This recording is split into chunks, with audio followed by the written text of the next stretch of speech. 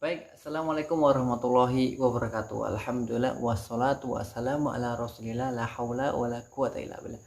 Teman-teman yang berbahagia, perkenalkan saya Ridwan selaku sebagai pembaca akan membaca dan membahas bersama. Yang akan kita bahas hari ini adalah tentang seputar fikih. Nah, fikih kita adalah fikih jenazah. Dan buku yang akan kita baca adalah buku karya dari Syekh Muhammad bin Shalih Al-Utsaimin rahimahullah.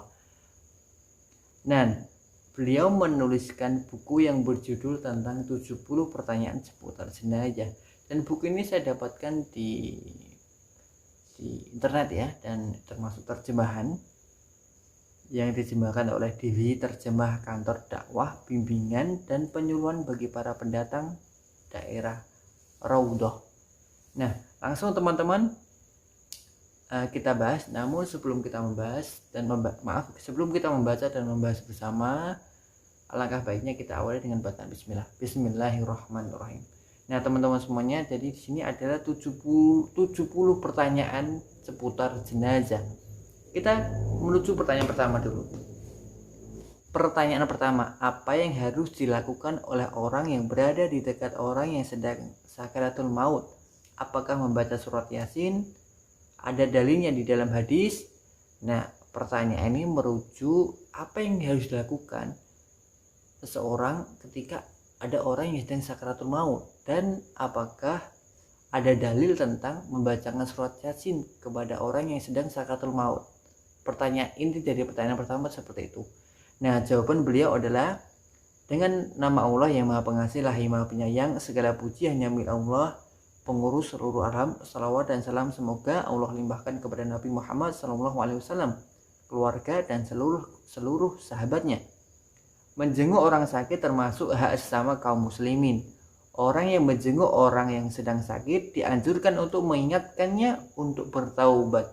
Jadi ketika menjenguk orang sakit adalah dianjurkan kita untuk mengingatkannya untuk bertaubat, berwasiat dengan hal-hal yang wajib disampaikan, dan supaya mengisi seluruh waktunya dengan zikir kepada Allah Ta'ala. Karena hal itulah yang dibutuhkan oleh orang yang sedang sakit. Ketika seseorang sudah diyakini dalam keadaan sakaratul maut, maka yang dianjurkan adalah mentalkinnya, yaitu memperdengarkan bacaan la ilaha illallah sebagaimana yang diajarkan oleh Rasulullah SAW.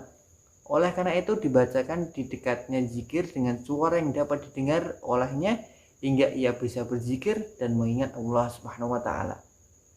Jadi adalah mengingatkan agar bertaubat dan berwasiat kepadanya agar mengingat Allah Ta'ala dengan berzikir. Kemudian juga apabila ia ditemukan dalam keadaan sakaratul maut, maka bimbinglah untuk mentalkinya dengan mendengarkan bacaan la ilaha illallah agar ia mau mengucapkan kalimat la ilaha illallah.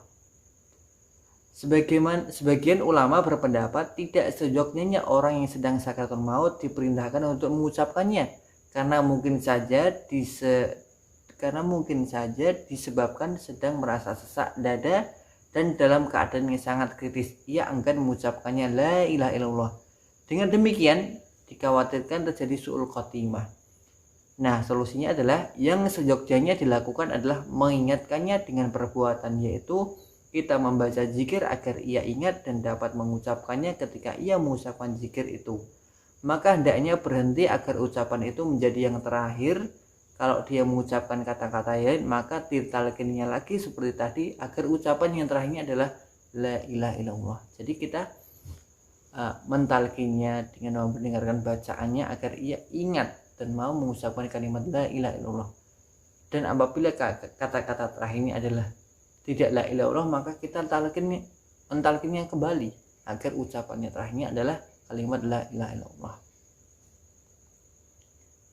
Adapun mengenai membaca surat Yasin bagi orang yang sedang menghadapi kematian, maka sebagian besar ulama menganggap sunnah hal tersebut berdasarkan sabda Rasulullah SAW. Bacakanlah surat Yasin kepada orang-orang yang akan mati di antara kalian.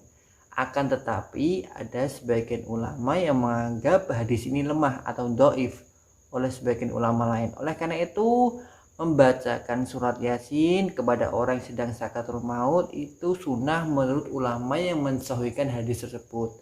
Namun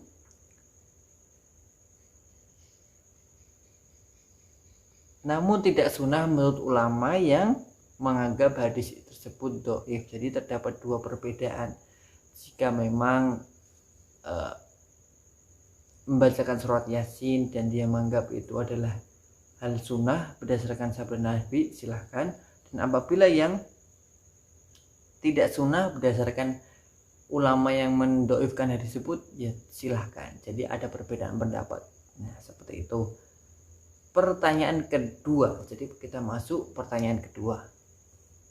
Memberitahukan kerabat, kawan-kawan dan sanak saudara dengan kematian seseorang agar berkumpul dan menyelatkannya. Apakah hal tersebut termasuk yang dilarang atau tidak? Nah, jawabannya adalah hal ini termasuk mengumumkan kematian yang boleh. Sebab Rasulullah SAW pernah mengumumkan kematian Najasyi pada hari yang meninggal dunia. Dan ketika ada seorang wanita biasa membersihkan masjid meninggal dunia dan dikuburkan oleh para sahabat tanpa memberitahu Rasulullah SAW, beliau bersabda, "Mengapa kalian tidak memberitahukannya kepadaku?" Oleh karena itu, mengumumkan kematian seseorang dengan tujuan supaya banyak orang menyalatkannya, hal itu tidak apa-apa karena sudah ada contoh dalam sunnah Rasulullah SAW. Yang tidak disyaratkan adalah mengumumkan kematian setelah mayit dikuburkan. Bahkan hal itu termasuk yang dilarang. Jadi mengumumkan kematian seseorang kepada orang lain, kepada saudara agar berkumpul dan menyalatkannya, maka hal itu termasuk yang diperbolehkan. Kita lanjut kepada pertanyaan ketiga. Bagaimana cara memandikan mayit? Apa nasihat Tuhan terhadap para santri yang tidak mau memandikan mayit? Jawabannya adalah, cara memandikan mayit pertama harus dilakukan di tempat yang tertutup, close, harus tertutup, tidak boleh terbuka. Tidak disaksikan oleh orang-orang, melainkan hanya dihadiri oleh orang yang membantunya atau orang yang memandikannya saja. Jadi dilakukan tempat tertutup dan hanya dihadiri oleh orang yang memandikan dan yang membantu memandikan. Semua pakaian mayit dilepas setelah ditutup auratnya agar tidak terlihat oleh siapapun termasuk orang yang memandikannya. Kemudian dibersihkan kubur dan dubur mayit, kemudian diwudukan seperti wudu untuk sholat. Setelah itu, sebagian ulama berpendapat tidak perlu dimasukkan air ke mulut dan ke hidung mayit, akan tetapi cukup dibasahi sepotong kain kemudian digosokkan pada giginya dan diusapkan ke dalam hidungnya. Setelah itu basuh kepala, kemudian seluruh tubuhnya dengan memulai sebelah kanan. Jadi semua dalam Islam itu kita dianjurkan dalam hal-hal baik kita dianjurkan untuk dimulai pada bagian kanan terlebih dahulu. Jadi tubuh dimulai dari sebelah kanan. Akan lebih baik jika airnya dibubuhi atau ditambahi daun bidara karena lebih membersihkan. Jadi tambahi daun bidara. Lalu kepala dan janggutnya dibasuh dengan busa daun bidara tersebut. Dan perlu juga di basuhan terakhir airnya diberi kapur barus karena Rasulullah SAW pernah menyuruh demikian kepada para wanita yang memandikan putrinya. Beliau bersabda, "Jadikanlah kapur barus pada basuhan yang terakhir." Setelah selesai memandikan tubuh mayit, kemudian dikeringkan pakai handuk dan diletakkan di atas kain kafan. Itu adalah tata cara dalam memandikan mayit. Dan berkenaan dengan hukum memandikan mayat, fardu kifayah. Sebagaimana yang kita ketahui, apabila ada orang yang telah melakukan fardu kifayah itu dengan cukup syarat, maka gugur kewajiban dari yang lain. Saya kira orang-orang yang biasa memandikan mayit sudah paham bagaimana memandikannya menurut hukum syara. Oleh karena itu tidak mesti para santri atau orang-orang alim yang melakukannya karena mereka terkadang sibuk dengan yang lebih penting dari hal itu. Di samping itu, pelaksanaan memandikan mayit dipikul oleh pihak yang bertanggung jawab. Akan tetapi yang penting adalah mereka para pelaksana harus diajari cara memandikan dan mengkafani mayit agar dapat melaksanakan tugas atas dasar ilmu pengetahuan tidak sembarangan. Jadi kita harus memahami ilmu agama tentunya seputar tata cara memandikan, mengkafani mayit agar kita sesuai dengan ilmu pengetahuan dan tidak sembarangan melaksanakan tata cara tersebut. Oke teman-teman, pada hari ini kita cukupkan pada pertanyaan 1 dan pertanyaan ketiga. Jadi kita pada video berikutnya kita akan lanjut pada pertanyaan keempat sampai seterusnya. Terima kasih. Wassalamualaikum warahmatullahi wabarakatuh.